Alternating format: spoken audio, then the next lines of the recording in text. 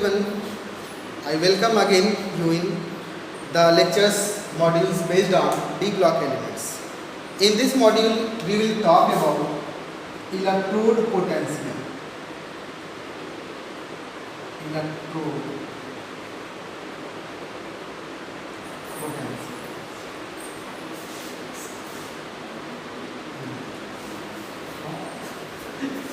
In electrode potential, in class 11th you have already studied about what are electrode potential. That means when a metal rod dipped in any electrolyte, the potential difference between metal surface and electrolyte is known as electrode potential. In class 11th you have already studied that which metals has positive electrode potential, which elements has negative electrode potential, so forth. What are the oxidizing and reducing properties related with it, but you have no any idea about at what factors electrode potential depend on. How electrode potential of metals can be counted. You have studied in class 11 that we have made half cells and then connected, and with the help of voltmeter it is find out. This is the practical aspect. There is other alternate way to count electrode potential is also. Let us see at how many factors electrode potential depend on. The first factor is enthalpy of sublimation. The second factor is enthalpy of ionization. And third factor is enthalpy of hydration. These are the three major factors which deals with calculation of electrode potential of any metal ion. Enthalpy of sublimation, you know very well what are the enthalpy of sublimation. When a metal converted from solid to gaseous state, it is known as enthalpy of sublimation, or it can be also called enthalpy of atomization also. The second one is ionization enthalpy. M in gaseous state, M plus in gaseous state.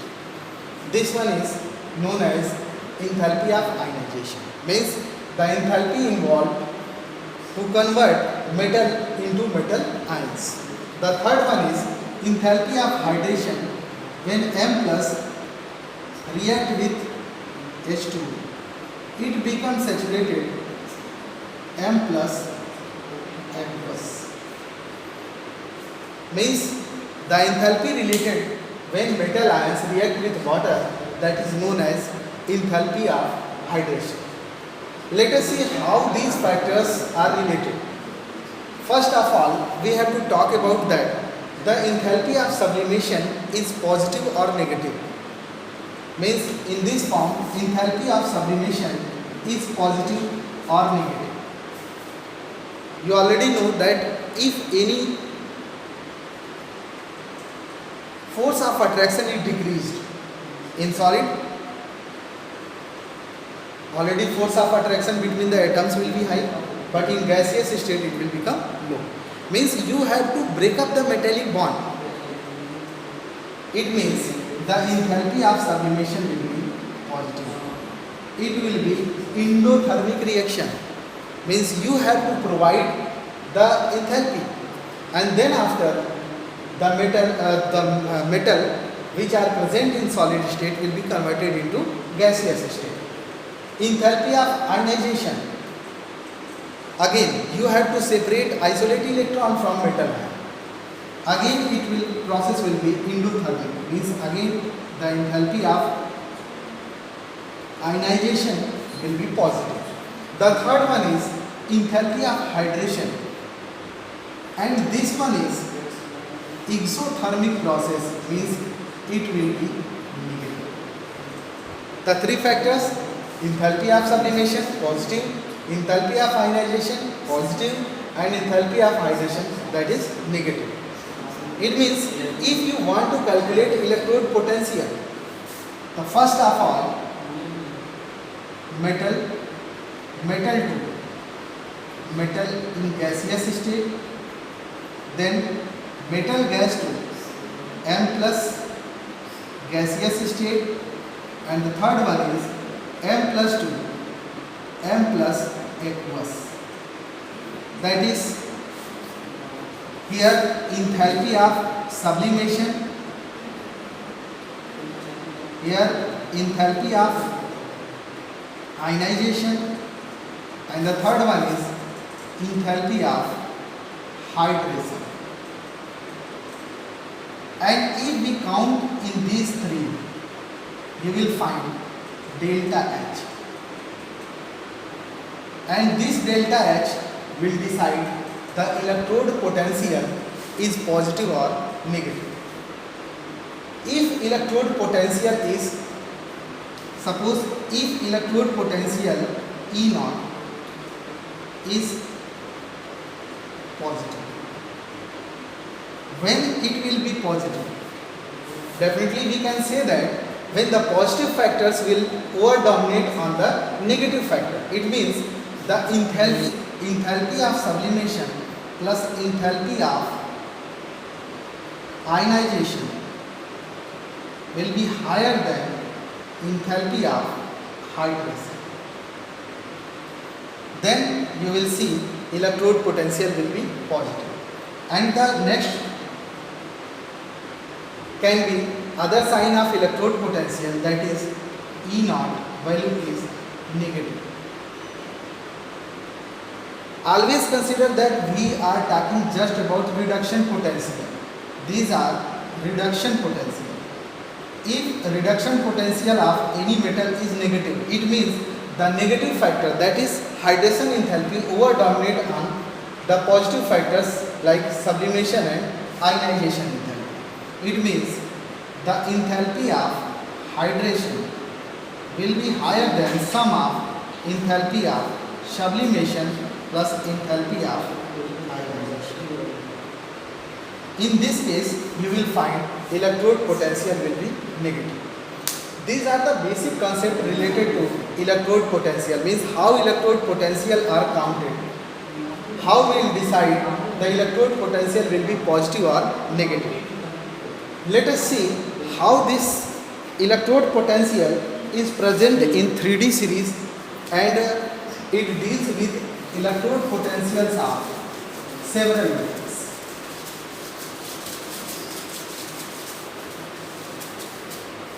If we will talk, you will find all the elements except copper has negative electrode potential.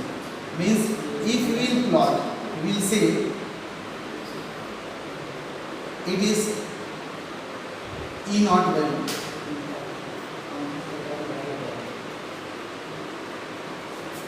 E naught reduction value, and this is 0.0.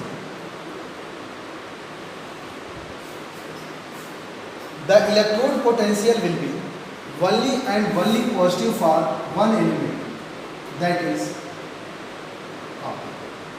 And we are talking about M to M2 plus.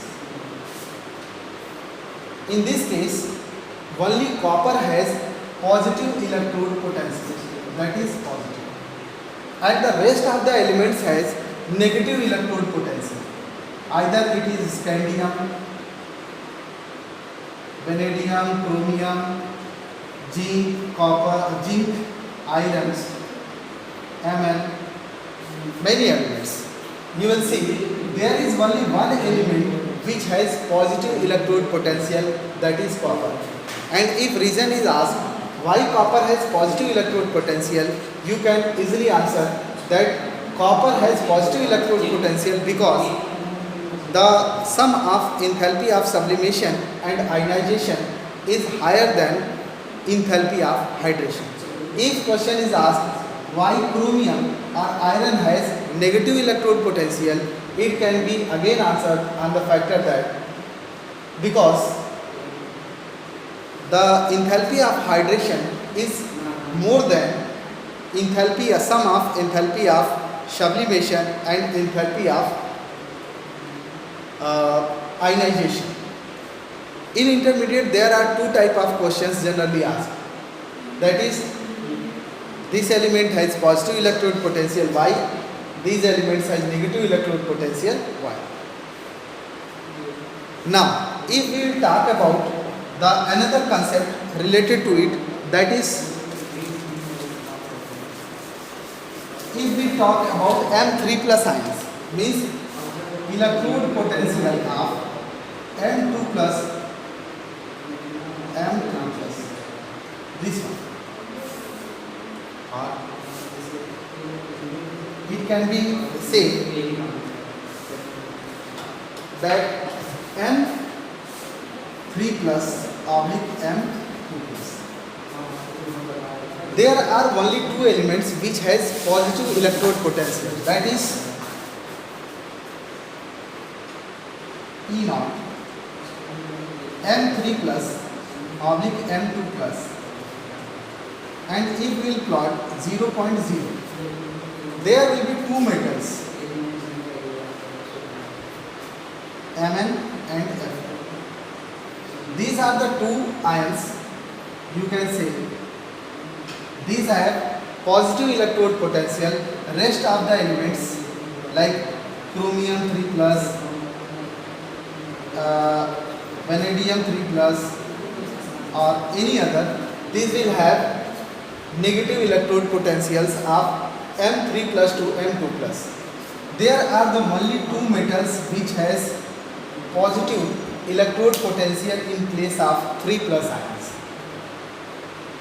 And the most important concept deals with electrode potential is to decide oxidizing and reducing nature of elements. If metal has E0 value positive, if any D block metal has positive electrode potential, it means it will be good oxidizing agent. Good oxidizing agent. You have already studied in class 11th that fluorine is good oxidizing agent because it has positive electrode potential. In this case, if electrode potential is positive, that means this will be good oxidizing agent. And if electrode potential is negative, it means it will be good reducing agent. Good reducing agent. Various time questions asked that this metal is good oxidizing agent. Why? You can answer on the basis of electrode potential that E0 value is positive. If there is any concept related oxidizing agent, definitely E0 value positive concept will be interrogated. If question is asked that why these are good reducing agent like chromium 3 plus, chromium or any other, you can answer it electrode potential is negative. Means finally you can say if electrode potential is negative, that will be good reducing agent, and if electrode potential is positive, that the metal will be good oxidizing agent. This is the whole concept related to electrode potential, and I think it is enough for this video. In next video we will discuss about some other physical properties. Thank you.